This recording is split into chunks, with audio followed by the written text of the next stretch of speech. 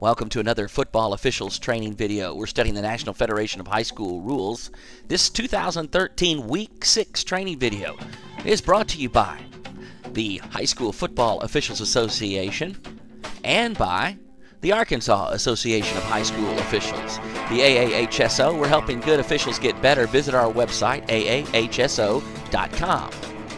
This week we've got some holding plays to look at. We're also going to take a look at our first video where we're going to support an ejection. This is a flagrant personal foul. And we'll look at a DPI play or two. This presentation is brought to you by the Reading Study Guide to the NFHS football rules. The Reading Study Guide. When you're through learning, you're through. Take a look now at a play involving a block in the back, IBB chase mode. We've talked about this the last couple of weeks. Still seeing plays where we're making mistakes on these. They're tough to get, I know, but let's take a look at this one. This is a little pass out in the flat. We're gonna stop this and talk a little bit about keys and who we should be watching here. Quarterback dumps out there in the flat. Now stop it right here. Now look at the position of the line judge. He's at the top of the screen here. He's out ahead of the ball carrier. Now look at the back judge too, and we've got basically 3 defenders and 2 offensive players in this frame. So who should we be looking at? Line judge, I think you should be short of this ball carrier, and behind him we keep the play boxed in, give us 2 different angles to look at this.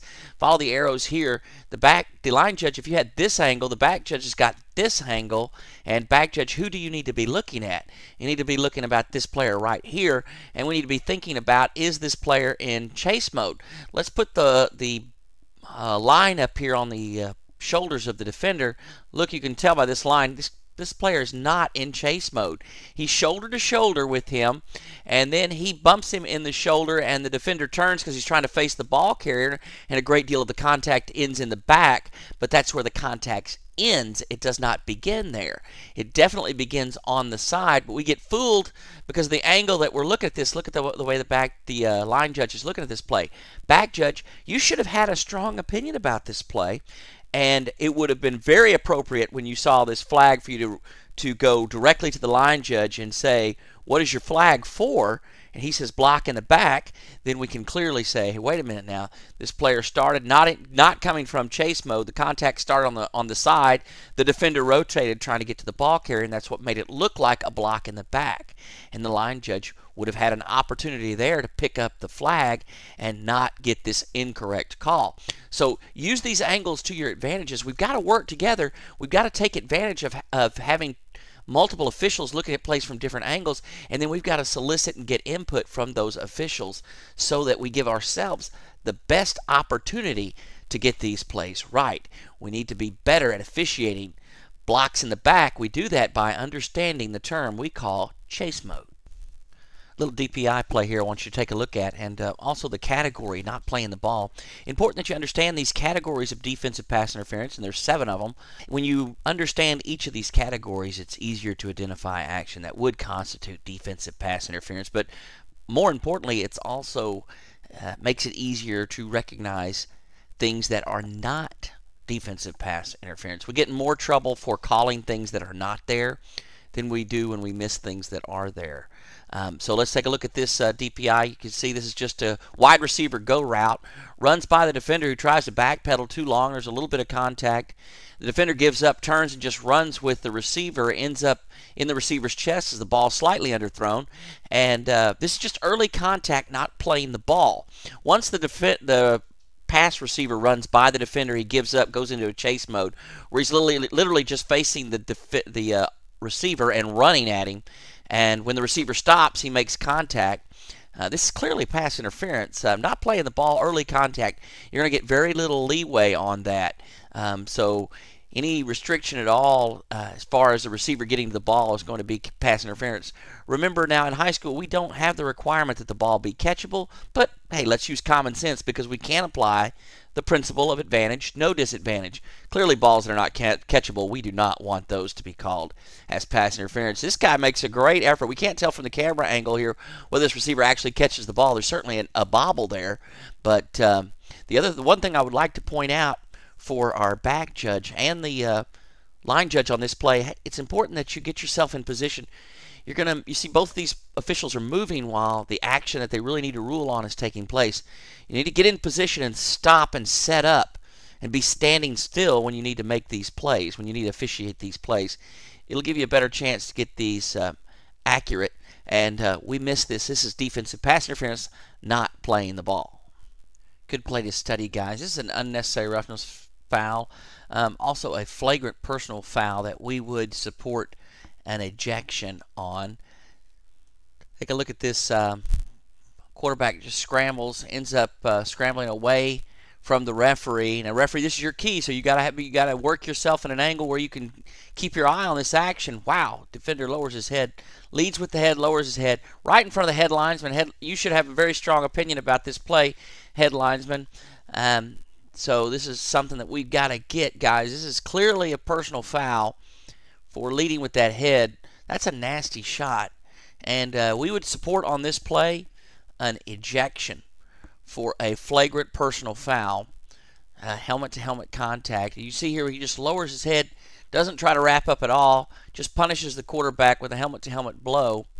This is a nasty shot, guys. This is how people get very, very seriously injured.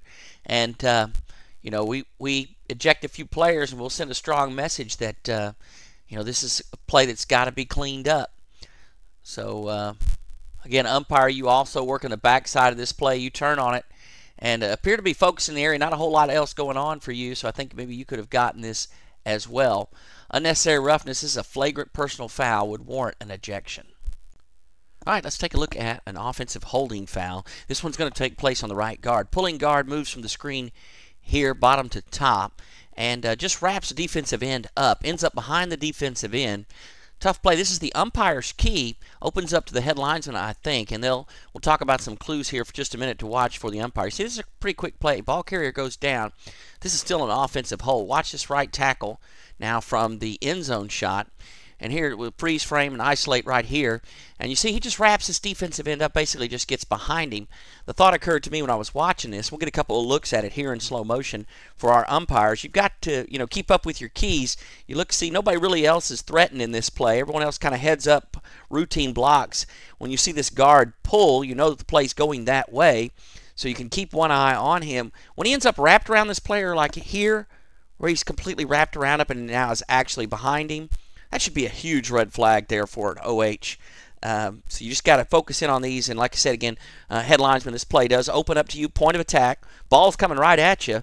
So would certainly expect you to have a look at this also. Referee, same thing. As you're following the ball here and your keys, officiating also the point of attack, right next to your tackle. So certainly could get a look here from the referee as well. So this is a good play to look at, study, talk about in your pregame, and how we're going to work hard, focus on catch these illegal holding fouls that occur on interior linemen. Let's take another look at an offensive holding play. This one we get wrong. It's on the left end, the tight end here, called by the referee, and just a real quick grab. Certainly not a material restriction as the defender just runs through the play. Give you a couple of isolation shots. Here's the action right here involving these two players. You see he does reach for him and grab, but you know the defender just runs through it. There's no material restriction. Remember, technique and then a material restriction. Here's the press box, correction, the end zone view. You see here he's got a hold of him, but the defender never gives us a crazy move. Nothing, you know, shoulder doesn't dip, jersey doesn't get stretched. He just basically runs through this, and we have no material restriction, which is one of the important elements of the foul for offensive holding. There's a slight tug there, but certainly we wouldn't call this a material restriction. Not big enough to get on film. The thing that I really want to point out here is for our back judges. This is your key, and the referee throws a flag for offensive holding on your key. So it's important that you have an opinion about this. And from this angle, from where the referee, the angle the referee had it, it may have looked like it was bigger than it was, but from this angle, we can clearly see that this is not offensive hold.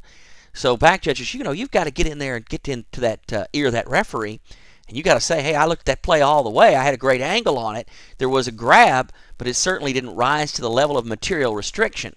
We do not want to call that offensive holding.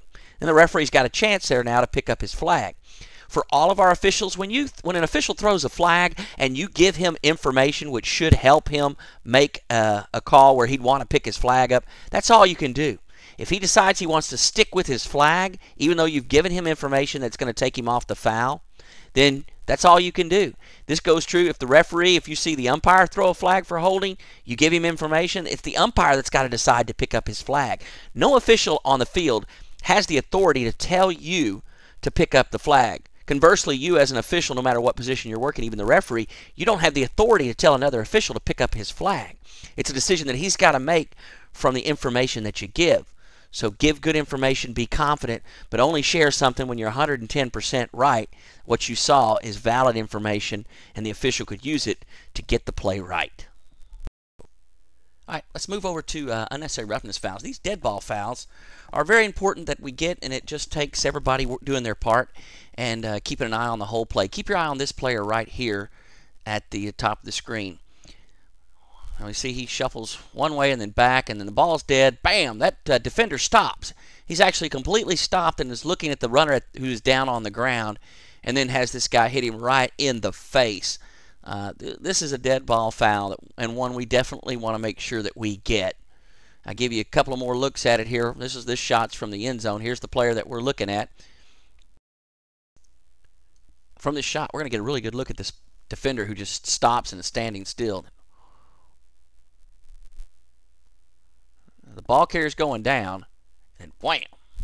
So that's the play we've got to get. Back judges, you should have, we talk about back judge, you got to stay deep and wide and be a windshield wiper and looking all over the field for places where we could have potential dead ball fouls. Opposite field might have had a look at this umpire.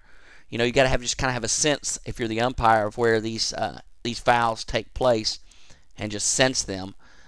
Referee also could have had a look at this looking through the play.